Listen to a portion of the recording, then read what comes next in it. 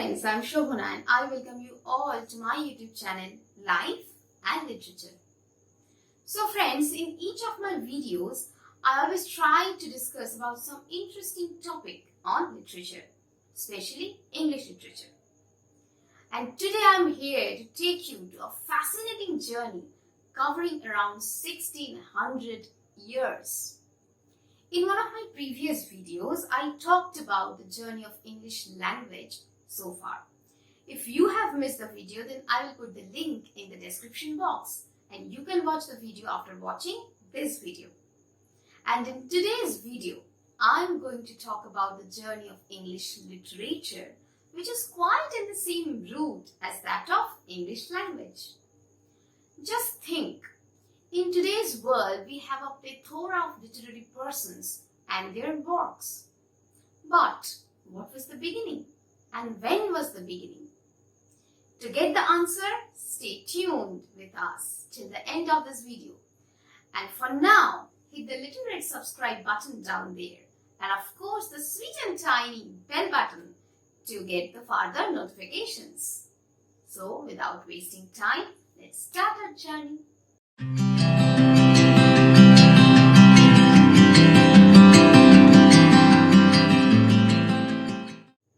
This journey starts around 5th century CE, where we find the fall of Roman Empire and the barbaric tribes moving all over Europe. Three such tribes, namely Angles, Saxons and Jutes, migrated to Britain and displaced the native Celts into Scotland, Ireland and Wales. This marks the beginning of the journey of English literature, and this period is called Old English period. The prevalent genre of literature of that time was heroic poetry, as people of that era spent most of their time fighting with each other. One of the finest examples of Old English heroic poems was Beowulf, written by an unknown poet. The next period started in 166 CE with the invasion of William the Conqueror, Duke of Normandy. He brought the influence of French chivalric romances and French fables. Chivalric romance is a type of prose or verse narrative that typically describe the adventures of quest-seeking legendary knights who are portrayed as having heroic qualities. The most famous examples of such chivalric romances are the Arthurian romances, such as Sir Gawain and the Green Knight. In the late medieval period, a great writer changed the flow of literature with his path-breaking masterpiece, The Canterbury Tales. This book is considered as a faithful documentary of the medieval society. The person who wrote this epoch-making book is none other than Geoffrey Chaucer. Chaucer, with some other writers, shaped the literature of Middle English period. Now, the people of Britain witnessed a big bang in the name of Renaissance.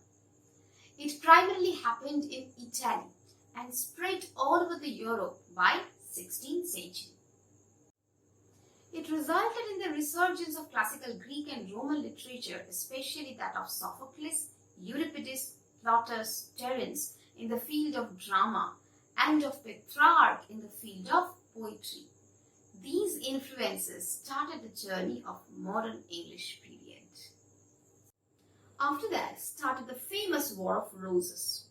It was a series of English civil wars fought over the control of the throne of England between the supporters of the two rival houses, the House of Lancaster, represented by a red rose, and the House of York, represented by a white rose. Eventually, the wars eliminated the male lines of both the families, leading to the rise of Tudor dynasty. The first few ages after the end of the War of Roses are named as Tudor period, after the name of Henry Tudor.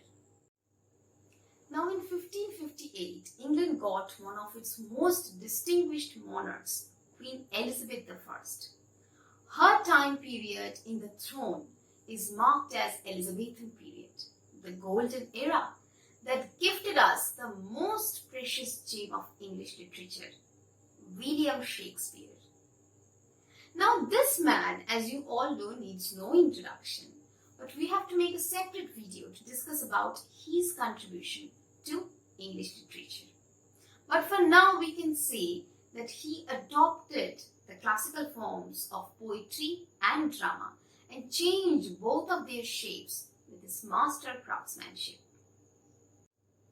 After the death of Queen Elizabeth I, James I ascended to the English throne, and the period was named as Jacobean period. It gave birth to highly intellectual metaphysical school of poets led by John Donne. The poems classified in this group do share some common characteristics. They are all highly intellectualized, use rather strange imagery, use frequent paradox, and contain extremely complicated thoughts. For example, have you ever heard about an arrogant lover scolding the sun for peeping into his bedchamber in the early morning?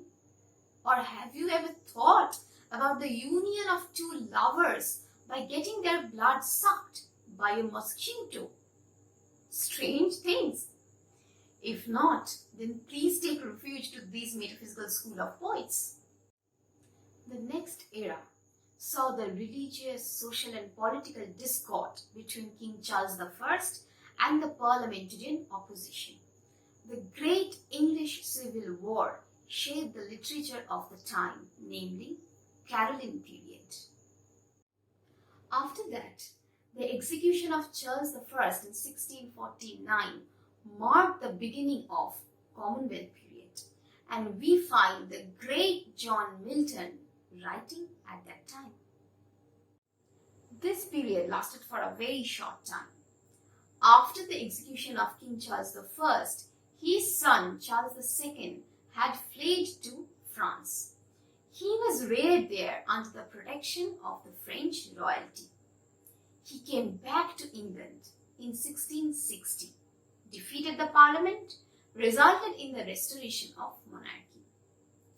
This period shows a dominance of French as a result of King Charles II's upbringing in France, and a new trend of classical influence on poetry and drama gave the period its name, Neoclassical period. Here we find the epoch-making work of the great John Milton, Paradise Lost, that changed people's approach towards Holy Bible.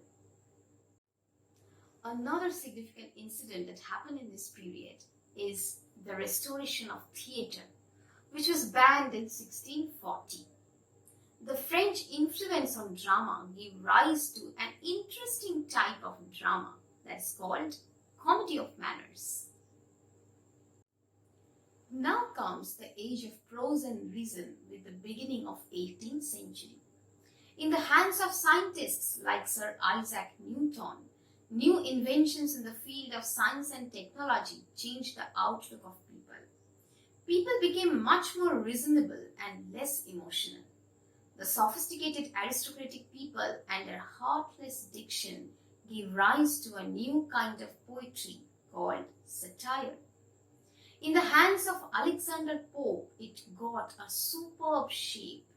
Not only that, this period witnessed the birth of another important genre of literature, that is, novel. As a result of the Industrial Revolution in 1760, the society started changing rapidly. In the year 1789, something happened that completely changed the flow of literature, that is, French Revolution. It gave birth to the sweetest descendants of English literature, the Romantics. With the publication of lyrical ballads in 1798 by William Wordsworth and Samuel Taylor Coleridge, the journey of Romantic period started.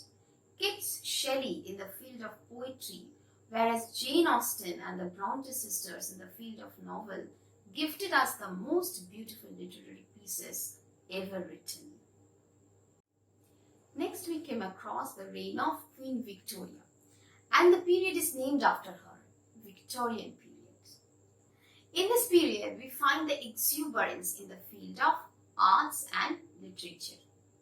We find novelists like Charles Dickens and poets like Lord Tennyson ruling the era. Not only in the field of literature but also in social and political domain, this period is significant for some important events, such as the publication of Das Kapital by Karl Marx in 1867. Henceforth, we witness the journey of theory came into being.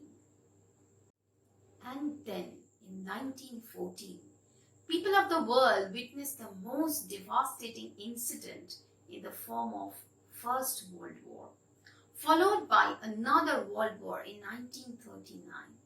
It changed the meaning of human existence altogether, and as a result, literature of this time reflected the disabled sentiments of the time.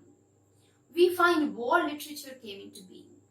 After the war, everything seemed to get dismantled, fragmented, meaningless, and this gave birth to the literary works like T.S. Eliot's modernist poems or Samuel Beckett's absurd dramas or Chinua Achebe's post-colonial novels.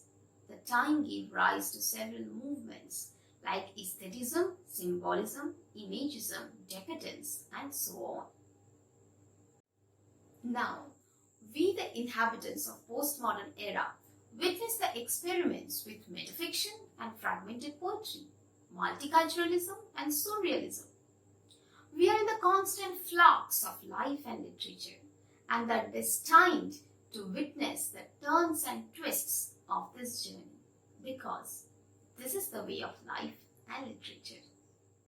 If you are interested to more about this beautiful journey, then stay tuned, subscribe to our channel and hit the bell button down there to get further notifications.